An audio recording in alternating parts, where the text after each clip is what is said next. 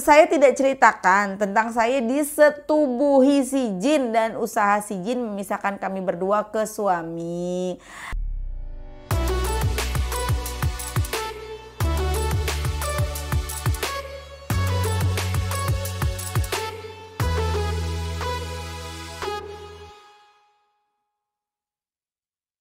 Bismillahirrahmanirrahim. Alhamdulillahirabbil alamin. Allahumma sholli ala sayyidina Muhammad wa ala ali sayyidina Muhammad. Assalamualaikum warahmatullahi wabarakatuh. Halo teman-teman, apa kabar? Mudah-mudahan teman-teman selalu dalam lindungan Allah Subhanahu wa taala. Amin ya rabbal alamin. Alhamdulillah, kali ini aku akan sharing lagi pengalaman sholawat dari teman-teman kita. Tapi sebelumnya buat teman-teman yang punya kisah keajaiban sholawat, langsung aja kirim ke email aku meliza.arnelia@gmail.com. Kalau bingung cara kirim email gimana, ini caranya. Nah, kamu klik Gmailnya, kemudian kamu klik tulis. Nah, di kepada tuh kamu masukin atau ketik email yang kamu tuju. Email aku meliza.arnelia@gmail.com. Kalau udah, kamu ketik di bagian subjek itu judulnya testimoni atau dikosongin juga boleh. Nah, ditulis email baru kamu ketik testimoninya. Di situ bisa kirim panjang kayak apa juga bisa. Jadi jangan ngetiknya di subjek ya, karena banyak yang kirimnya di subjek, akhirnya kepotong-potong testimoninya gitu. Gampang kan teman-teman? Kalau udah, kalian klik bagian kanan atas tuh yang warna biru, ada panah ke samping kanan gitu, ada gambar panah ke kanan gitu, itu diklik. Nah, kalau itu diklik itu sudah terkirim, nanti ada notifnya kok terkirim tuh ya kan? Gampang kan? Dan buat teman-teman yang belum punya kedua buku ini, jangan pernah lelah dan nikmati setiap sholawat, dan jangan pernah lelah sholawat, yakinlah semua akan baik-baik aja. Buku ini buku aku ada di Gramedia. Kalau yang tinggal di Depok masih ada tuh di Depok ya. Kayaknya sih Jabodetabek masih banyak ya teman-teman ya. Dan teman-teman juga bisa beli ke Shopee. Nanti klik aja linknya di deskripsi box di bawah atau bisa hubungin admin. Untuk stok di Shopee aku sendiri itu udah nggak ada, di admin juga udah nggak ada, jadi kalian bisa beli di reseller yang menjual buku ini ya teman-teman ya. Nah, untuk membedakan mana yang asli mana yang palsu, kalau yang asli pastinya harganya sesuai. Yang ini sekitar 70.000, yang ini sekitar 60 ribuan. Paling kalau ada yang diskon sekitar 50-an aja nih, 50 sampai 60-an. Dan kalau ada yang jual 30, 35 itu palsu ya. Dan kalian juga lihat komentar-komentar, suka ada tuh review-reviewnya. Nah, lihat itu kalau kalian mau beli di Shopee itu gitu dulu, lihat dulu komentarnya gimana. Yang palsu biasanya itu komentarnya, wah ini jelek, ini kopian segala macam, dan itu udah banyak banget lakunya. Teman-teman jangan beli yang palsu ya. Nah teman-teman, langsung aja aku akan bacain testimoninya. Tapi sebelumnya, sebelum aku bacain, Masya Allah, tabarakallah, aku senang banget dengan ruangan YouTube aku yang ini. Walaupun ya sederhana aja, nggak ada hiasan apapun. Aku belum paham lagi untuk melanjutkan, katanya hordengnya nanti diganti yang begini begitu, tapi ya sekarang begini juga udah alhamdulillah, udah nggak kepanasan, bikin malam-malam bisa gitu ya. Dan pokoknya nyaman banget tuh, pokoknya aku senang banget, Masya Allah, udah ada lampu kanan kiri, jadinya aku videonya hasilnya juga terangnya tuh bagus gitu ya teman-teman ya. Masya Allah, doain ya bisa semakin bagus lagi hasil videonya, amin. Nah lanjut, aku akan bacain ya ini kisahnya. Ini aku inget banget Mbak ini yang di Batam nih. Aku inget banget Mbak D deh, kalau nggak salah nih Mbak D yang dulu pernah ngasih testimoni. Mbak D ini bisa mijit ya, pekerjaannya mijit, yang gara-gara corona akhirnya berhentikan dari tempatnya biasa mijit ya di salon kalau nggak salah. Tapi Masya Allah, the power of salawat itu omsetnya bisa sampai bukan puluhan, sampai belasan juta ya Mbak ya. Kayaknya seingat aku sampai 14 jutaan tuh dalam sebulan itu mijit, rame banget ya. Udah nggak kerja sama orang lagi, Masya Allah kan. Aku inget ya itu ceritanya sih. Coba nanti Mbaknya komen ya kalau memang bener ya. Nah, aku akan bacain. Ini pakai nama Mbak D. Assalamualaikum Mbak Mil. Waalaikumsalam. Perkenalkan saya D dari Pulau Batam. Tuh bener kan? Ini ketiga kalinya saya mengirimkan testimoni. Tapi ini bukan keajaiban salawat. Apakah boleh? Boleh. Ini juga kita sama-sama baca. Jadi biar sama-sama kaget gitu ya. Ini apa ceritanya? Saya lupa, semoga Mbak Mes keluarga sehat, dimudahkan segala urusan dan diberkahi dalam segala hal, amin. Saya mau berbagi pengalaman dicintai si jin yang hampir memisahkan saya dan suami. Bener nih, ini teman-teman pasti banyak juga yang ngalamin, karena aku sendiri juga ngalamin, jadi kita baca sama-sama ya, menarik banget, Masya Allah. Awalnya saya tidak menyadari kalau saya disukai sama jin. Dulu banget pertama kali disetubuhi sama jin, saya waktu itu tidur siang di mes. Saya dulu bekerja di perusahaan ada mes buat karyawan. Saya tidur sebentar setelah istirahat siang. Tidak lama tidur itu, tapi ada 7 lelaki bergantian mensetubuhi saya bergantian. Saya berusaha bangun tapi tidak bisa buka mata, padahal di depan saya banyak teman-teman lagi ngobrol. Mereka malah mengira saya lagi ngigau. Kata mereka, ini anak baru tidur udah mimpi aja. Padahal saya setengah mati mau bangun. Akhirnya saya terbangun dan ketakutan itu kayak rep-rep ya Mbak, kayak ketindihan ya. Setelah kejadian itu saya melupakannya. Saya tidak menyadari itu terus berlanjut sampai beberapa tahun.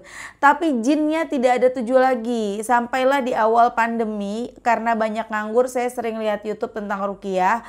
Dulu ketemunya sama channelnya Dr. Indra Permana, kemudian Ustadz Muhammad Faizar. Disitulah saya melihat seseorang yang gangguannya kok sama dengan saya. Jadi saya setiap mau tidur baca ayat kursi sekali, Al-Ikhlas 3 kali, Al-Falaq 3 kali, An-Nas 3 kali sambil doa dalam hati, ya Allah jangan biarkan setan jin masuk ke dalam mimpiku, jangan biarkan jin menyentuh tubuhku saat aku tertidur, jangan biarkan jin menggunakan lidahku untuk berkata-kata yang tidak baik, haramkan badanku disentuh setan dan jin.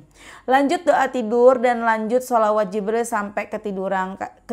Kadang zikir la ilaha illallah sampai ketiduran. Tidak pernah datang lagi si jinnya Mbak, tapi suatu malam saya ngigau. Saya tidak mimpi, tidak ingat apapun semalam, tapi kata suami saya mengatakan sesuatu yang membuat suami saya sangat marah. Tapi suami saya tidak pernah menceritakan pada saya apa yang saya ucapkan saat ngigo. Aku biasa nyebutnya ngigo, bukan ngigau ya, ini tulisannya ngigau. Jadi suami saya curiga saya ada hubungan khusus dengan seseorang yang kami kenal. Suami saya menganggap saya berselingkuh.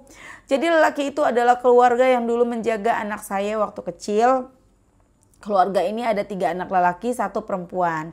Anak saya dulu saya titipkan sama mereka, saya bayar karena saya kerja. Kami sudah seperti keluarga walaupun beda keyakinan.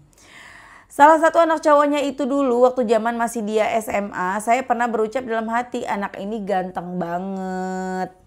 Baik, penyayang sama anak saya, padahal bukan keluarga.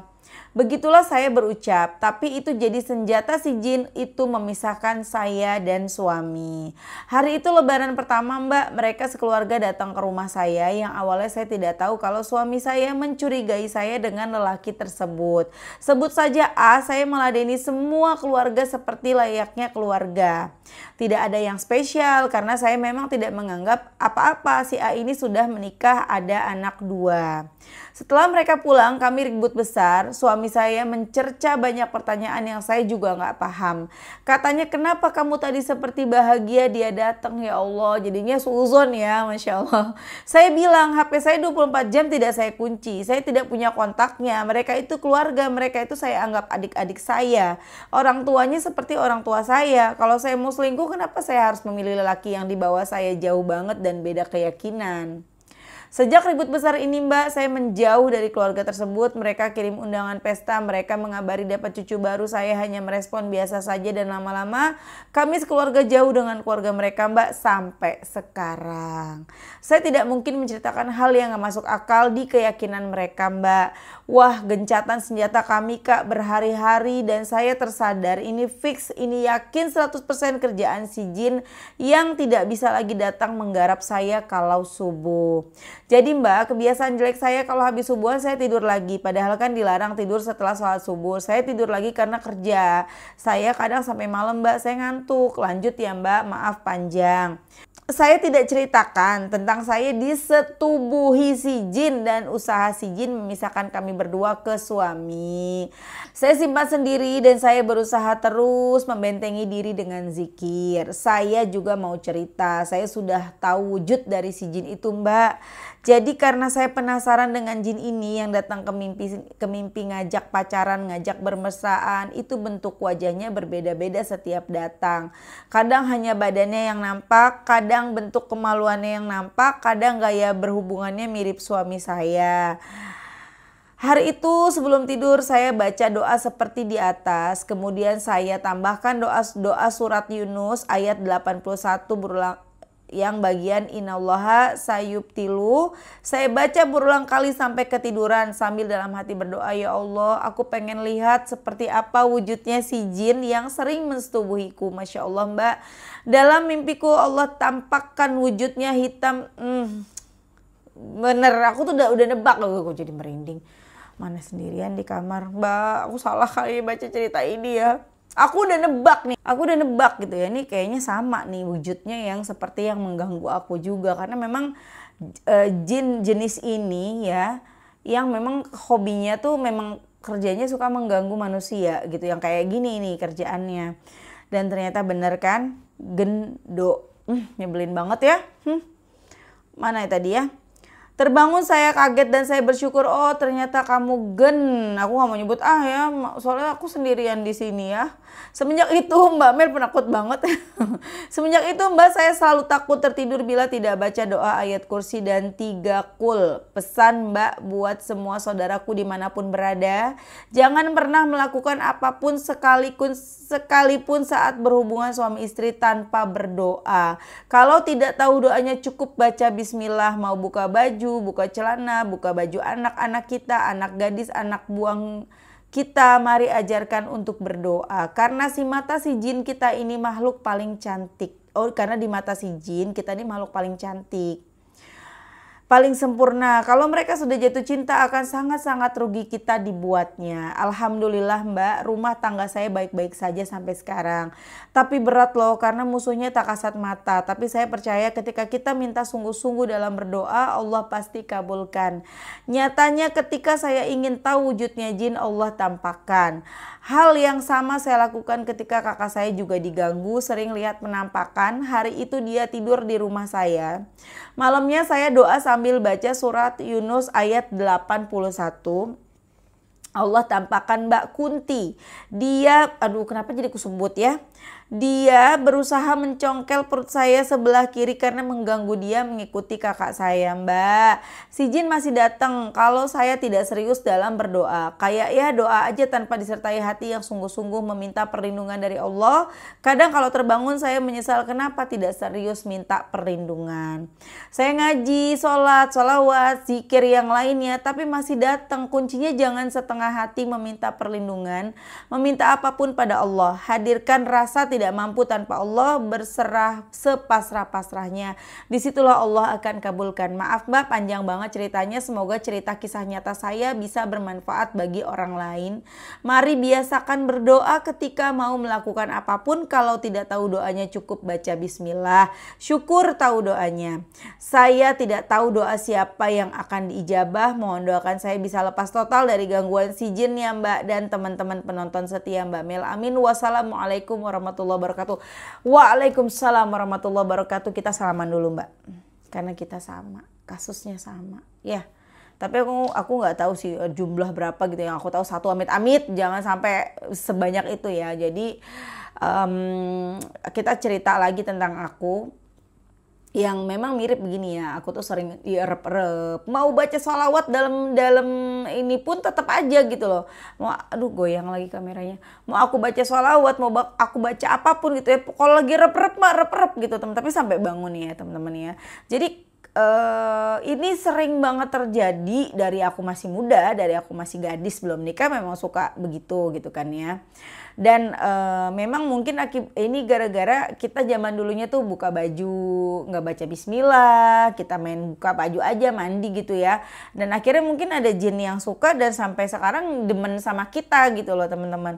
Tapi aku nih sering banget nyium bau tembakau. Mungkin ada teman-teman yang indigo tahu bau tembakau. Kemudian teman aku bilang itu leluhur gitu ya. Tapi kok bikin wajah aku suka tiba-tiba jelek gitu kalau misalnya itu bau lewat segala macam. Gak mungkin leluhur itu bikin kita jelek gitu kan, maksudnya leluhur tuh apa ya, apa sih, kodam ya atau apa nggak tahu deh gitu ya. Kan orang zaman dulu mah suka begitu kan mainannya, jadi suka ngikut ke anak turunan, kitanya mah kagak tahu menau gitu kan. Nah kemudian aku tanya lah, aku ketemu sama teman aku yang indigo. Aku tanya sama dia tentang aku sering nyium bau tembakau ini tuh apa sih gitu, dan dia bilang kalau versinya temen aku ini bilang memang ada yang sengaja mengirimkan ya jin gitu ya untuk memonitor aku, untuk mengganggu aku supaya ya itu tadi, supaya merusak hubungan rumah tangga, supaya suami aku nih jadi malas sama aku gitu loh teman-teman. Dan itu memang tugasnya si jin dalam wujud gendo tadi teman-teman. Itu memang tugasnya kayak gitu dia. Dan teman aku bilang memang si gendo ini diperjualbelikan sih. Dan dia itu memang kerjanya untuk mengganggu istri orang gitu loh teman-teman. Nauzubillah min dzalik ya teman-teman ya. Nah itu teman-teman. Jadi selain kemudian aku kan ikhtiar tuh teman-teman ya. Di sini ya ke guru apa gitu, aku dengerin teman aku ikhtiar juga. Aku cuma dibilangin sama beliau gitu kan, jangan mandinya dalam keadaan telanjang. Jadi mandinya harus pakai entah itu sarung atau pakai dasar. Jadi sejak saat padahal aku udah dibilangin sama temen aku sering, Mbak, mandinya jangan telanjang, Mbak, mandinya pakai baju atau mandinya pakai sarung deh, Mbak, pakai sarung. Karena dengan kita mandinya telanjang, ini kena potong nggak sih ada ngomong telan, mandinya telan aja ya. Kalau kita mandinya telan jaeng gitu ya, itu tuh gampang banget, kayak ada yang ngirim-ngirim tuh gampang masuk, sihir-sihir gampang masuk, atau mereka-mereka yang tak kasat mata yang mengganggu, menggoda kita tuh gampang buat nempel ke kita, buat masuk ke kita. Jadi kata dia, walaupun mau baca apapun tetap, karena dia sudah masuk saat kita mandi gitu loh teman-teman. Oh ya udah aku ikutin. Dan pada saat itu aku juga waktu si bapaknya ngaji gitu ya, bacaan ruqyah gitu, ini ku tiba-tiba sakit banget teman-teman, kayak ditusuk, nggak hilang juga. Tapi alhamdulillah pulang dari situ berangsur-angsur ya, alhamdulillah udah nggak sakit lagi. Ini dulu aku pernah sakit sampai aku nggak bisa bangun, nggak bisa tidur loh teman-teman, sampai nangis aku pernah, itu jam 2 malam ya. Dan sembuhnya ya lagi-lagi dengan ruqyah sembuh, baca salawat ya sembuh, tapi ya pelan-pelan, maksudnya nggak langsung yang bener-bener hilang, ntar timbul lagi gitu kan ya. Mungkin aku lalai baca salawatnya, dan Masya Allah akhirnya hilang. Dan alhamdulillahnya bau tembakau itu juga hilang teman-teman ya. Tadinya tuh hampir dalam waktu 24 jam, aduh ngapain sih, ngeganggu aja deh, potong Blay. Tadinya hampir dalam waktu 24 jam, mungkin 12 atau 15 jam itu baunya tuh nggak berhenti. Bau banget teman-teman, bau rokok. Dulu aku pikir gini, oh mungkin ada tetangga ngerokok, oh mungkin gitu ya. Tapi ternyata setelah sekarang baru, oh loh nggak ada yang ngerokok. Bahkan di dalam mobil pun aku nyiumnya bau rokok gitu, bau tembakau. Tapi sedalam mobil tuh anak-anak sama suami nggak ada yang nyium, malah nyiumnya wangi, bau parfum gitu loh. Nah itulah ya. Dan Mbak coba bisa dipraktekkan juga Mbak D, nanti mandinya jangan telanjang ya, pakai sarung aja. Pokoknya di kamar mandi pakai sarung mandinya ya. Gimana emang bisa Mbak? Bisa, aku aja bisa, udah pokoknya gosok-gosok, pokoknya pakai sarung lah ya gitu ya. Dan tetap kita sama-sama berdoa semoga dilindungi dari yang ngeselin yang begitu-begitu ya. Kenapa sih tega banget gitu loh ya. Masya Allah deh teman-teman, mungkin kalian ada yang sama, ngerasain hal yang sama, yang tak kasat mata itu memang ada ya. Tetap hati-hati, perbanyak baca sholawat, benerin ibadah kita, minta terus perlindungan sama Allah, insya Allah semuanya akan baik-baik aja Ya, makasih sharingnya Mbak D ya. Bermanfaat banget nih ya buat kita semua ya. Oke teman-teman, makasih semuanya. Assalamualaikum. Oh ya, kita doain semoga Mbak D segera bisa lepas dari ikatan kejahatan si Gendo itu ya. Amin. Aku juga dan teman-teman juga yang ngalamin ya. Amin amin ya rabbal alamin. Assalamualaikum warahmatullahi wabarakatuh.